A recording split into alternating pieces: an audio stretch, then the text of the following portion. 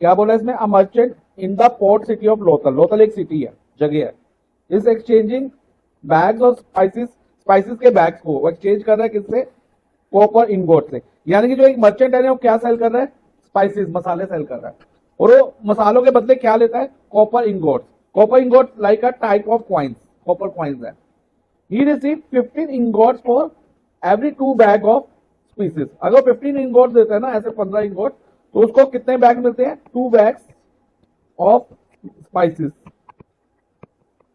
ठीक है। If you bring 12 bags of spices to the market, अब वो 12 बैग स्पाइसेस के लाया, तो how many copper ingots will he leave with, उसके पास कितने कॉपर इंगोट्स आ जाएंगे जब वो जाएगा घर, उसको बेच के, किसको, जो स्पाइसेस के 12 बैग्स को, तो उसको कितने रुपीज मिल जाएंगे। तो उसको हम यूनिटी मेथड से भी कर सकते हैं। यूनिटी मेथड से कैसे करेंगे, ध्यान से समझना। हमें निकालना क्या, how many copper ingots will he leave with. तो मैसेज स्टार्ट करेंगे, number of copper ingot exchange for 2 bags of spices. तो 2 बैग ऑफ स्पाइसेस के लिए कितने इंगोट चाहिए, 15 इज इक्वल टू 15। तो पहले हम ये लिख लेंगे। अब number of copper ingots exchange for 1 bag, 1 bag का निकालेंगे, 1 बैग ऑफ स्पाइसेस, वो क्या होगा, 15 बैग, 2 बैग्स के लिए 15 इंगोट चाहिए, तो 15 डिवाइडेड बाय 2 होगा 1 बैग के लिए, 1 बैग ऑफ स्पाइसेस के लिए 15 डिवाइडेड बाय 2।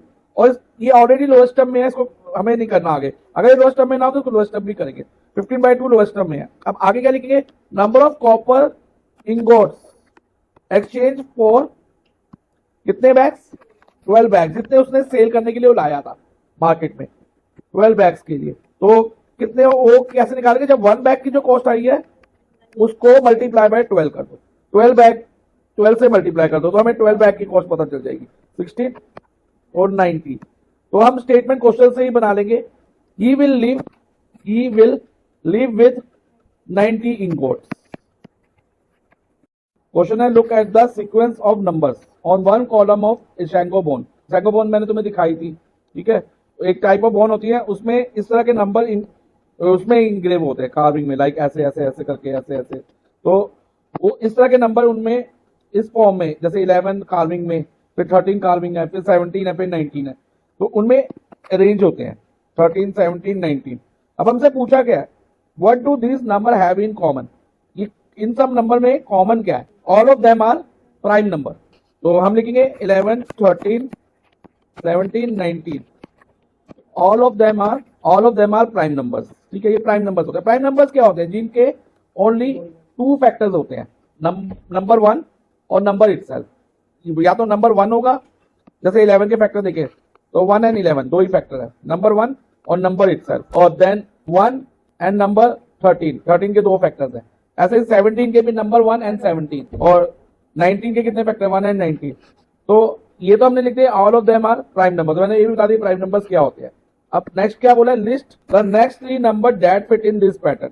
19 के बाद नेक्स्ट प्राइम नंबर कौन सा है हमारा, 23, 23 के बाद 29, और 29 के बाद 31। तो नेक्स्ट 3 प्राइम नंबर्स ये हैं, 23, 39, 31। नंबर 3, इसमें बोला है we know that natural numbers are close under addition. Natural number क्या होते हैं बच्चों, नंबर स्टार्टिंग फ्रॉम 1, 1, 2, 3, 4 और इन्फिनिट तक, ठीक है, ये चलते रहेंगे आगे तक। और वो कह रहे हैं कि जो नेचुरल नंबर है ना, they are close under addition. Close का मतलब है, अगर हम 2 नेचुरल नंबर लें, मान लो एक 7 ले लेते हैं और दूसरा नेचुरल नंबर 15 ले लेते हैं, इन दोनों को अगर हम ऐड करें 7 + 15, तो आंसर क्या आएगा 22, और 22 भी क्या है, एक नेचुरल नंबर है। तो ऐसे हम कोई भी 2 नेचुरल नंबर लेंगे ना और उनको ऐड करेंगे, तो आंसर हमेशा नेचुरल नंबर में ही आएगा। तो हम कह सकते हैं कि natural number are close under addition. और बच्चा इसी तरह से नेचुरल नंबर मल्टीप्लीकेशन में भी क्लोज होते हैं, क्योंकि अगर हम 2 नेचुरल नंबर मान लो 6 और 9 ले लें और इनको मल्टीप्लाई करें, तो 6, 9 द 54, तो 54 भी क्या एक नेचुरल नंबर है। अगर हम 2 नेचुरल नंबर को मल्टीप्लाई करेंगे तो आंसर में हमेशा हमें नेचुरल नंबर मिलेगा। तो नेचुरल नंबर एडिशन और मल्टीप्लिकेशन में तो क्लोज होते हैं, यानी कि sum of any 2 natural number is always natural. ऐसी प्रोडक्ट में मल्टीप्लाई करें 2 नेचुरल नंबर को तो भी आंसर नेचुरल नंबर आएगा। अब हमसे पूछा क्या है बच्चे, are they close under subtraction, क्या वो सब्ट्रैक्शन में क्लोज होते हैं या नहीं होते। और उसके साथ हमें अपने आंसर को जस्टिफाई भी करना है विद एग्जांपल, ठीक है ना। Provide a couple of example, couple of example means 2 example देने हैं अपने आंसर को जस्टिफाई करते हुए। तो बच्चा मैंने जैसे ही बताया, जो नेचुरल नंबर है एडिशन और मल्टीप्लिकेशन में क्लोज होते हैं, लेकिन वो सब्ट्रैक्शन और डिवीजन में नहीं होते, हमेशा नहीं होते। अब मान लो अगर मैं सब्ट्रैक्शन का एग्जांपल लूं, अगर हम करते हैं 16 माइनस 8, तो आंसर क्या आता है 8, जो कि नेचुरल नंबर है। लेकिन हमेशा ऐसा होगा नहीं, क्योंकि अगर हम 8 माइनस 16 कर दे, बच्चा क्या कर दे 8 माइनस 16, तो 8 में से 16 माइनस करते हैं तो प्लस माइनस माइनस 16 माइनस 8 आएगा और साइन बढ़ेगा, तो आंसर किस में आ गया, नेगेटिव आ गया ना। तो यानी कि अगर 2 नेचुरल नंबर को हम सब्ट्रैक्ट करें तो उसका आंसर हमेशा जो है नेचुरल नहीं होगा, वो इंटीजर्स में भी आ सकता है। तो एक एग्जांपल ये हो गया, और एग्जांपल भी आप देख सकते हो बच्चा, लाइक अगर 7 माइनस 9 करें तो प्लस माइनस माइनस 9 माइनस 7 2 और साइन बढ़ेगा तो -2। तो ये 2 एग्जांपल दे सकते हैं। तो हम कहेंगे natural number are not close under subtraction, for example ये आप दे सकते हो, ओके। और डिवीजन की जहां तक बात है, डिवीजन में भी क्लोज नहीं होते। मान लो अगर हम 7 को 2 से डिवाइड करें तो 7/2 जो है हमारा नेचुरल नहीं हुआ ना, रैशनल नंबर में हो गया P/Q फॉर्म में।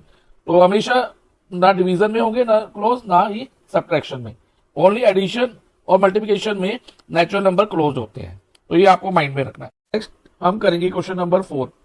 इसमें बोले ancient Indians use the joints of their finger to count. Ancient time में, एंशियंट मीन्स पुराने टाइम में जो इंडिया में क्या होता था, अपने फिंगर्स के जॉइंट्स को यूज करके काउंट किया जाता था। इस क्वेश्चन को हम ध्यान से रीड करेंगे, फिर मैं इसका आंसर आपको with the help of picture explain करूंगा, एक पिक्चर की हेल्प से एक्सप्लेन करूंगा। तो फिंगर्स को यूज करके काउंटिंग किया करते थे। आगे क्या लिखा क्वेश्चन में, a practice is still seen today. ये प्रैक्टिस आज भी होती है, ठीक है, ये भी मैं एक्सप्लेन करूंगा आपको। Each finger has 3 joints. आपको पता है बच्चा, हमारी जो फिंगर में 3 जॉइंट्स होते हैं, देखो इधर 3 जॉइंट्स हर फिंगर में है, ठीक है। And thumb is use to count them, और हम थंब को, अंगूठे को यूज करते हैं उसको काउंट करने में। How you can count on one hand. अब हम ये देखेंगे with the help of picture कि हम वन हैंड में उसको काउंट कैसे कर सकते हैं, एक हाथ में काउंटिंग कैसे कर सकते हैं। How does this relate to ancient base 12 counting system. ये बेस 12 काउंटिंग सिस्टम से कैसे रिलेटेड है, एंशियंट टाइम के 12 काउंटिंग सिस्टम से कैसे रिलेटेड है। ये बेस 12 काउंटिंग सिस्टम क्या होता है, ये भी मैं भी आपको एक्सप्लेन करूंगा। तो मैं एक्सप्लेनेशन पे आ रहा हूं बच्चा।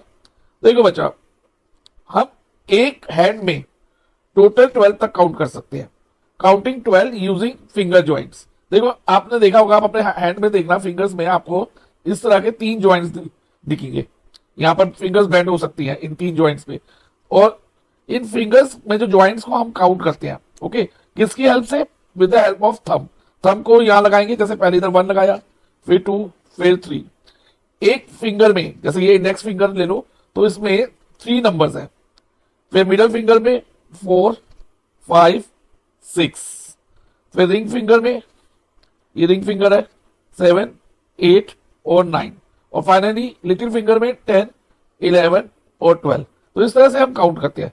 थंब के जॉइंट्स को हम काउंट नहीं करते, थंब्स को हम एज अ पॉइंटर लेते हैं। जैसे मान लो ये पॉइंटर आपका भी दिख रहा है, कर्सर दिख रहा है, लेकिन एक्चुअली अगर ये हैंड मूव करेगा तो थंब हमारा यहाँ होगा, पहले 1 पे, फिर 2 पे, 3 पे काउंट करते वक्त, ओके। तो ईच फिंगर में कितने जॉइंट्स है, 3। तो 4 फिंगर मल्टीप्लाई बाय 3 जॉइंट्स, तो कितने टोटल जॉइंट्स हो गए, 12 जॉइंट्स हो गए, ठीक है। तो एक हैंड में हम 12 तक काउंटिंग कर सकते थे, ये एंशिएंट टाइम में। आज भी हम ऐसे करते हैं। और काउंटिंग ऑर्डर क्या होता है, 1, 2, 3 in index finger, then 4, 5, 6 middle finger में, 7, 8, 9 रिंग फिंगर में, देख लो बच्चा आपके सामने है पिक्चर पे, 10, 11, 12 लिटिल फिंगर पे। So one hand we can count 12, ये आपको लिखना होगा। This is why ancient Indian use base 12। Base 12 को हम डिओ डेसिमल सिस्टम भी कहते हैं। इस चीज का ध्यान रखना, क्या कहते हैं, डिओ decimal system. Example even today, आज से अगर रिलेट करें तो हम देखते हैं कि 1 ईयर में 12 मंथ्स होते हैं, एक क्लॉक में 12 आवर्स होते हैं। जब एक जो आवर हैंड है एक राउंड कंप्लीट करता है तो 12 आवर कवर कर देता है। 12 इंच 1 फीट में होते हैं। स्केल में बचा सेंटीमीटर के साथ साथ इंचेस भी होते हैं, और जो 1 फीट का स्केल होता है ना उसमें 12 इंचेस होते हैं, तो ये याद रखना। तो 12 इंचेस इन 1 फुट। और हम एक डजन में 12 यूनिट्स भी लेते हैं। जैसे कि अगर 1 डजन बनाना बोले तो 12 बनानास। तो ये एंशियंट टाइम से, प्राचीन टाइम से चलता आ रही है ये काउंटिंग। लेकिन आज का जो मॉडर्न काउंटिंग सिस्टम है वो जनरली क्या है, बेस 10 का है, बेस 10, यानी कि उसको हम 10 के ग्रुप में काउंट करते हैं। लाइक 10, अगर हमें 12 काउंट करना है तो 10 + 2 12, और अगर 27 काउंट करना है सपोज तो 10 के 2 ग्रुप्स और +7, तो ये हमारा बेस 10 होता है जो मॉडर्न सिस्टम है। तो एंशियंट इंडियन सिस्टम हमारा क्या आता है बच्चा, बेस 12 सिस्टम। तो होप आपको ये समझ आया होगा। आपको बिल्कुल बच्चा ये सब एक्सप्लेन इस तरह से कर सकते हो अपनी नोटबुक में।